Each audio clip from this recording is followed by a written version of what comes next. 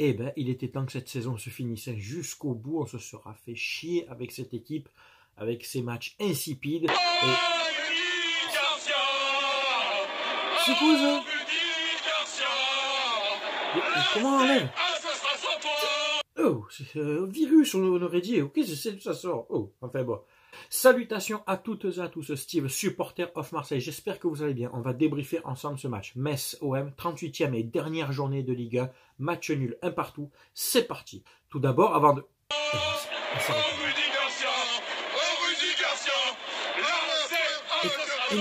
Et nique-toi de là, toi aussi. Tu es pas en Ligue des Champions. Le karma a bien frappé chez Lyon, apparemment. Alors avant que j'oublie, deux petites dédicaces. Tout d'abord pour Anthony et Beata, supporters de l'OM depuis la Pologne. Voilà, et oui, on pense à vous aussi. Il y en a aussi en Pologne. On est de partout, les supporters marseillais. Donc, Milik buteur encore hier. Donc, petite dédicace à vous. Je vous embrasse. Gros big up à tous les supporters de l'OM en Pologne. La deuxième, c'est le fils de Jonathan, Timothy, 12 ans. Apparemment, ton papa m'a dit que tu travailles très très bien à l'école. Continue comme ça, c'est la voie de la réussite. Travaille bien à l'école, amuse-toi avec les copains. Et je te souhaite vraiment une belle vie. A très bientôt, porte-toi bien garçon. Tout d'abord, cette vidéo est sponsorisée par mon partenaire principal, OneFootball, l'application numéro 1 mondiale pour le football. Actu, direct de match, statistiques, tu as tout réuni sur cette même application. Je l'utilise moi au quotidien, comme pendant les matchs. Par exemple, hier soir, j'ai pu voir les statistiques du match. J'ai pu voir que l'OM avait la possession de balle, une possession stérile.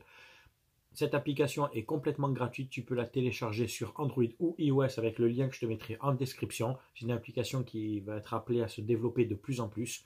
Elle m'a permis aussi de voir un petit peu le suivi des autres matchs en Ligue 1, puisque je te dis tout est en direct. Et puis voilà, je t'invite fortement à la télécharger. Alors le débrief, Sampaoli depuis la tribune, injustement d'ailleurs, on va en reparler vite fait. Monsieur Schneider qui l'a sanctionné alors qu'il encourageait juste son équipe. La Ligue aurait pu quand même, au vu des images, revenir sur cette sanction. Donc M. Schneider, lui, qui est un très grand arbitre, arbitrera en Ligue 2 la saison prochaine. Tu vois, ça déjà, c'est réglé. Donc Sampaoli était en tribune.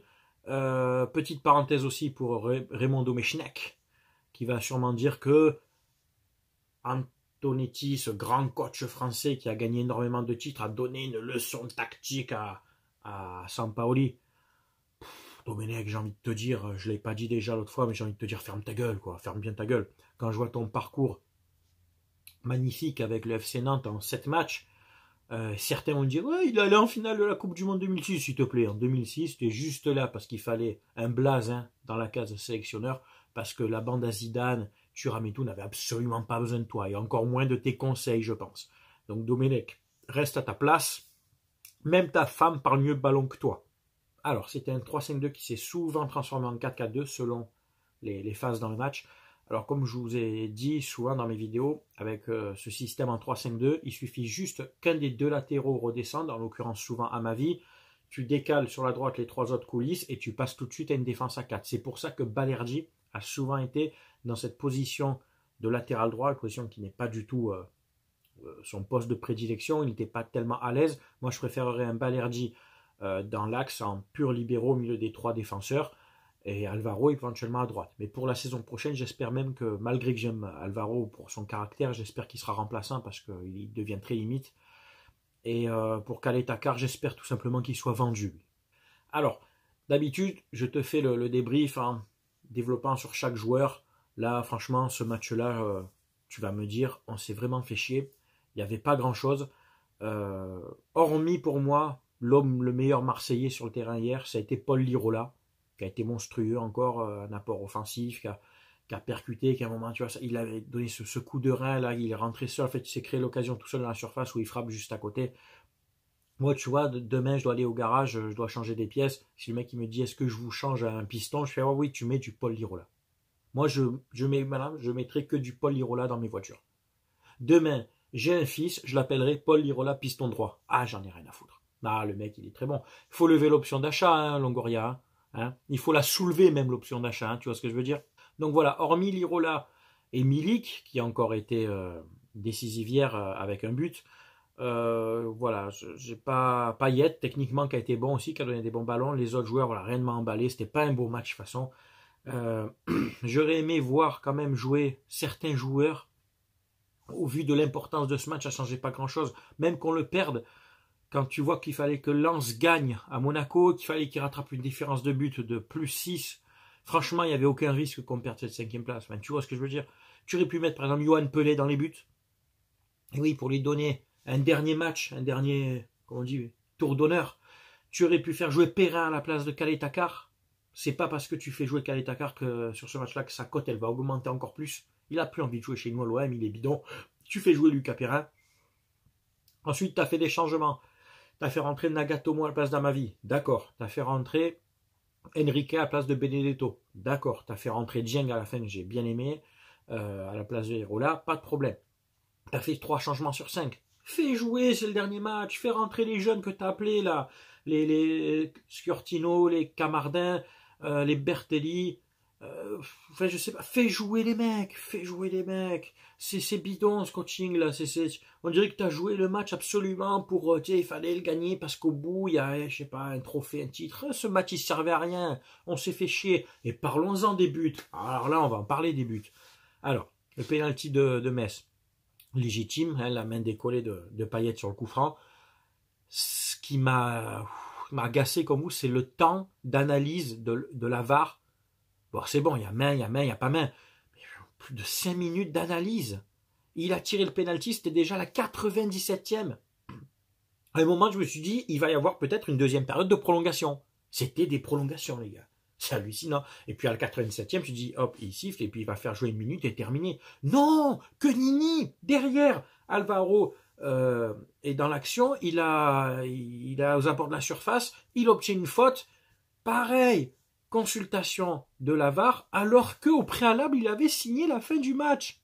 Il avait signé la fin du match, l'arbitre. C'est là que c'est énorme. C'est là que tu vois quand même jusqu'au bout, notre saison sera été vraiment du grand n'importe quoi. Il siffle. Les joueurs, certains, ils étaient à la douche. Certains même avaient fini la douche. Ils étaient dans leur voiture. Ils écoutaient le débrief sur RMC de leur propre match. La légende dit, je ne sais pas si c'est vrai, que le gardien était même rentré chez lui, il a embrassé ses enfants. On l'a rappelé, tu peux revenir, il y a pénalty. Putain les gars, je me suis changé là, je suis en pyjama, bordel. Reviens vite, mets une paire de gants. C'est hallucinant. 113e minute. Le 9e but de Milik sur penalty. Je te dis, moi j'attendais une deuxième période de prolongation. C'est hallucinant. Le match, il a fini, c'était 2h30 du matin. Et comme Angers la semaine dernière, hein, t'as vu, sur C8, on pousse un peu, c'est gratuit, donc c'est gratuit, on prend. On gagne quelques minutes. Hallucinant.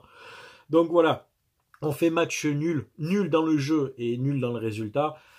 On prend 1 point, donc on est 5e, hein, avec 60 points, bravo, saison enfin terminée. Je vous ferai une vidéo sur le bilan de la saison en général, donc un peu plus tard, on va parler un petit peu de tout ce qui s'est passé, les côtés positifs, les nombreux côtés négatifs, ces résultats qui nous ont fait mal, qui nous ont fait honte. Donc voilà, il était temps que ça se finisse.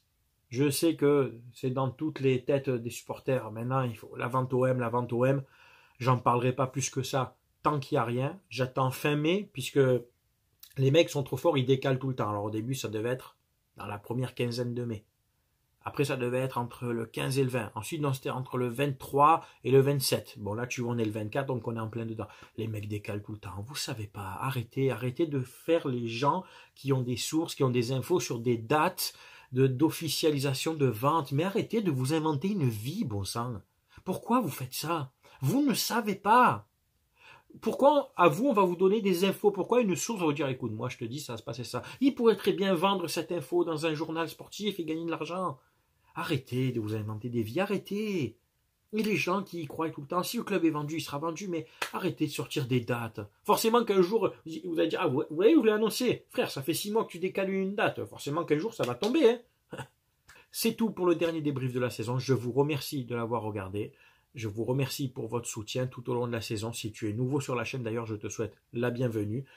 C'est bien entendu à vous de commenter, maintenant de donner votre avis, que je sois supporter de Metz, de l'OM ou de notre club. Tu le sais avec moi, toujours dans le respect et toujours, vous le savez, je lis tous les commentaires et je réponds à certains. Voilà.